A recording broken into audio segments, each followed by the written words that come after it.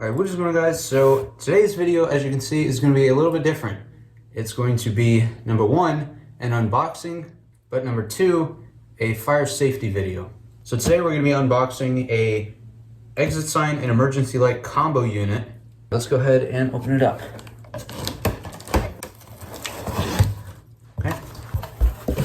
And there it is. 3, 2, 1, bam. Here is the sign. And this is actually my first combo unit, so this is going to be quite interesting. But yeah, so as you can see, obviously the exit and then two lights on the side, obviously. So this sign actually can be double-faced, which means you can have exit lettering on the back, on the front and the back if you're mounting it to the ceiling only. Obviously, because if it's mounted to a wall, you're not going to see the other side anyway. All right, so let's go ahead and pop this front cover open. Somehow. There we go. And here is all the mounting hardware. Comes in a very nice, organized manner. Also looks like these are pre-stripped, which is going to be very useful to a contractor. All right, I zoomed out just so you guys can see a little bit better. But here is the inside of an exit sign if you guys have never seen one. So here's the switch that switches it from red to green. And there are different LEDs for the different colors. So another thing is this comes with 2 screws and 3 wire nuts, which means, first of all, the 2 screws, I guess they assume that you already have screws up in the back box, which in my case I do, but that's kind of not very practical for somebody who doesn't. And the 3 wire nuts is because there's 3 wires. Always cut away from yourself, kids. So as you can see, all 3 of these wires are labeled. So you have 120 volts, common, and 277 volts. VAC is volts AC, which means volts alternating current. Now the way you want to wire this is black always goes to hot, white always goes to the neutral, and you will not need the red wire because 277 volts is only used in like industrial buildings, I believe. So what we're going to do with this red wire is with the 3rd wire nut that they gave us, we're going to go ahead and just twist a wire nut on here. And we're going to go ahead and put this red wire away because we're not going to use it. So that fits just nicely right there. Now you want to find which wire is hot. Usually in a ceiling or a wall, it's going to be the black wire. So you want to twist that on there as tight as you can get it. Same thing with negative. Now you want to make sure you leave the battery unplugged for this part. So now we have it wired up, and what you want to do to test it is just kind of pull on the wire nuts, make sure they don't come off. If they do, obviously they're not tight enough. Okay, so I'm going to go ahead and plug this in. 3, 2, 1. So as you can see, it is now on and we have everything wired up, and it is currently on the green color. Now as you can see, we can switch to red. That is interesting. I've never been able to do that before.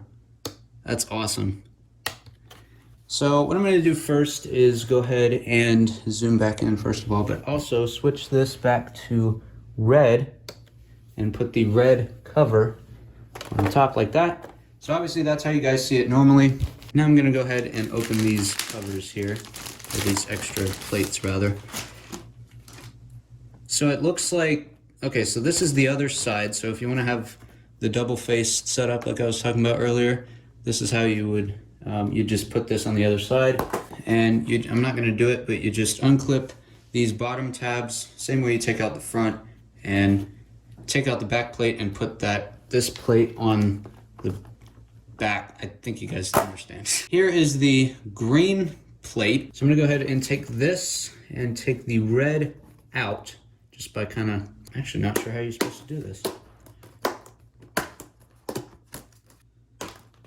Okay, so apparently it's actually very complicated to change the color, so maybe I won't be doing that as much as I thought. So here's what it looks like empty, obviously very ugly.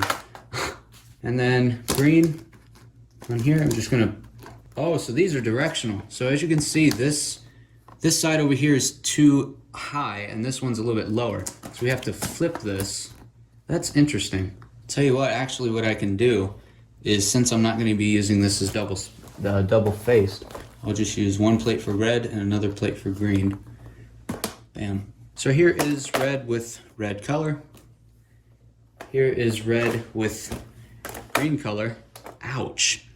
That looks horrible. I've never seen it like that before. That is very bad. It's obviously orange. Now, as you can see, when I switch it to green, the actual LEDs change. The ones that are on. So it's not just the color that changes, but the actual LED, which is on, changes. So here's red on green, which you literally cannot see at all. It's just a much darker orange. And obviously green on green.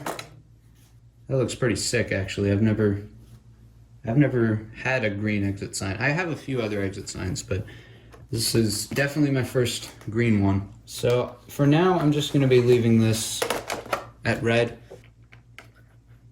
Oh, it just got a little bit dimmer once the battery got plugged in. So we're gonna go ahead and press the test button. There you go.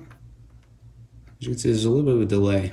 And now we're gonna go ahead and unplug it fully. Okay, so it is now completely unplugged. First thing I'm gonna do is go ahead and unwire this and make sure I don't touch this lamp cord again, because I really would not want to plug this in while it's just double and triple checking that this is unplugged and that I can always see the cable at all times. So actually, I just realized these lights obviously are at full brightness, and I forget these come pre-charged. All right guys, so now comes the part where I install this on the ceiling. This is actually going to be a first for me, so this should be pretty exciting. First thing I'm going to do is go ahead and disconnect everything on this sign, because I do not want this blinding me as I'm installing it. Man, they do not want you taking this stuff out. Oh my gosh. Okay, finally, jeez. So the first thing we're going to do is pop out this top thing here. So push there and there, come straight out, and then push this just like that. So as you can see, I'm going to have to use an extension ladder because the builders of this house decided to give us 50-foot ceilings. So obviously an exaggeration, but definitely seems like it. So, oh my gosh, maybe I have to do that a little bit.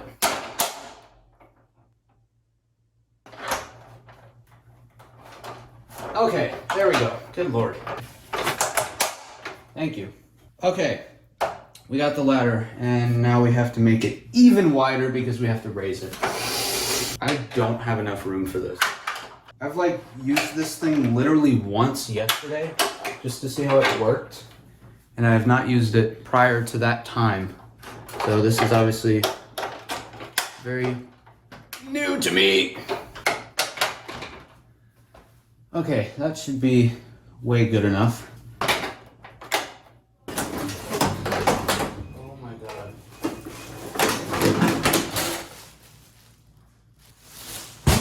I'm having major issues.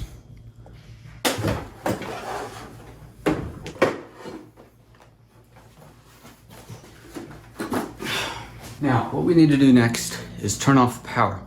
And the way you want to do that is not just by flipping the breaker, but making sure that the breaker you flipped is the right one, not just by checking the panel. So I have a non-contact voltage detector here, and what I'm going to do is turn it on, obviously.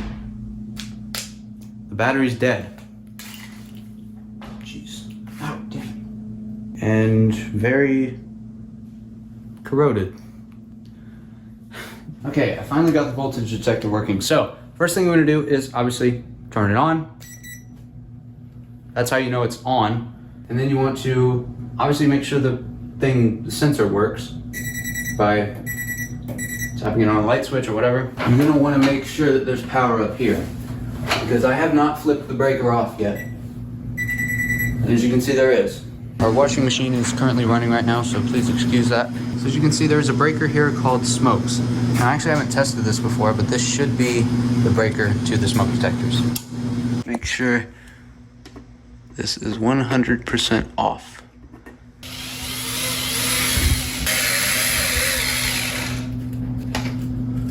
I can probably just use these wire nuts, since obviously these fit, instead of the ones that came with the sign.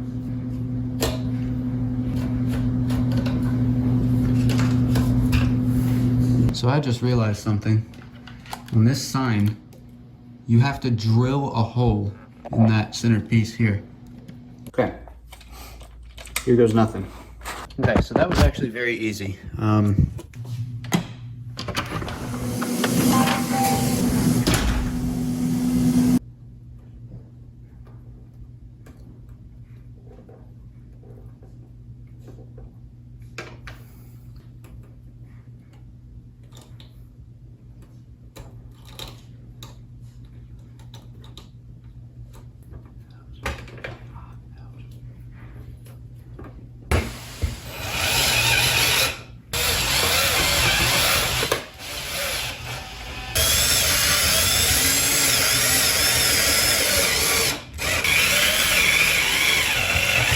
Okay, we are good to go. So I'm gonna go ahead and adjust these heads somehow.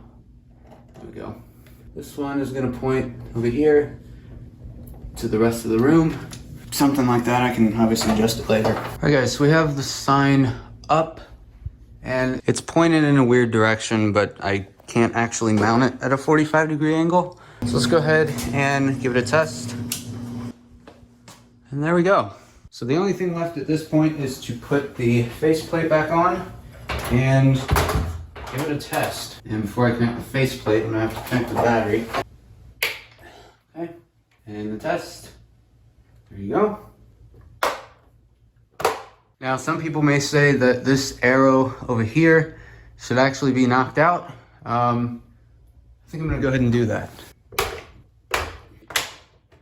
So basically just take this, squeeze it like that, and take it out. And now it's saying that it's over there is the exit, I guess. You gotta be kidding me. So I tried to throw it at the camera and it landed inside my shoe. I wouldn't be able to replicate that if I tried. Where is it? Found it. All right guys, so what I'm gonna go ahead and do now is simulate a power outage. So I'm gonna do that by turning off both the smoke detector breaker and my room's breaker at the same time. And what that's gonna do is cut the power to this and everything in my room. Because unlike the other house, everything in this room is on one breaker. And hopefully it will look cool, unlike that transition between the two lenses on my phone. So, real quick interjection. I was on this frame and something very interesting happened. What? Dude, this is exactly why I installed this thing. But obviously, computer and internet are still up. Literally as I'm editing this video. Okay. First power outage with the exit sign. So as you saw, the power went out. Literally as I was on that frame of when the power had just gone out on there. That is 100% not staged. I still don't even know how that happened. As you can see, that was 24 minutes ago. I have to reset that clock. It is currently actually 2:30 p.m. But yeah, so I've had this sign for about a week now. And I've decided that I actually like the green color better. So I'm probably gonna be keeping it on that. So obviously you guys have already seen this on green during the power outage, thanks to who knows. But here it is when the lights are still on and just doing a regular test. So yeah. Yeah guys, so let's go ahead and get right back to the video. Oh wow, okay. So as you can see, my room now has no power. And I did not realize that was on the battery backup. That's interesting. As you can see, the APC is on battery backup. All the radios are off. And this is doing a very, very good job of lighting up the room. That's very impressive. Now, obviously this window is kind of helping, so, but still, I mean, this is, I can see very well to move around in here. I guess these stayed on because they have batteries, but obviously all these turned off. Okay, so I'm gonna go ahead and restore the power and we'll see what that looks like as well. Okay, so obviously everything here is still up because battery backup. Obviously everything here got reset. 12 a.m. on all of them, except for the ones that had battery backups like these. Let's go ahead and do a lights off. still lights up the room pretty well. But anyways, guys, thank you very much for watching this video. And I will see you all next time. Be cool about fire safety. If you don't want to get burned,